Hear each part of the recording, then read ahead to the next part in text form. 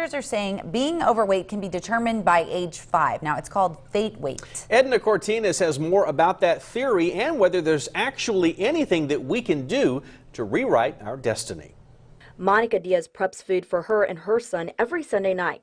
It's hard to do, but it's a sacrifice she makes to implement healthy eating habits. I have struggled with my weight all my life, and that is not something that I want for my son. I know that obviously since genetically I was overweight growing up, I know the likelihood of him potentially being overweight, there's a chance. And that's the last thing I want for him, is to struggle with his weight like I did. Doctors say the risk of a child gaining weight happens during a mother's pregnancy and early development. So if a child is overweight during this time period, they have a greater risk of being obese later in life.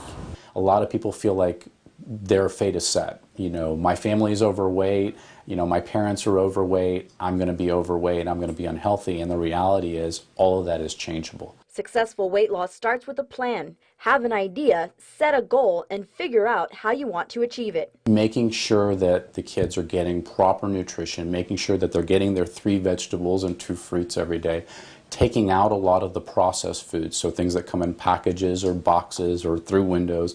Those are all the bad foods that kind of set off weight gain. And if your family is overweight, it's not too late. It's really important to start getting the message out, not just for these kids that I'm dealing with right now, but for future kids that are going to be born, making sure that we try to prevent this problem from continuing to grow. And that's exactly what Diaz is trying to do.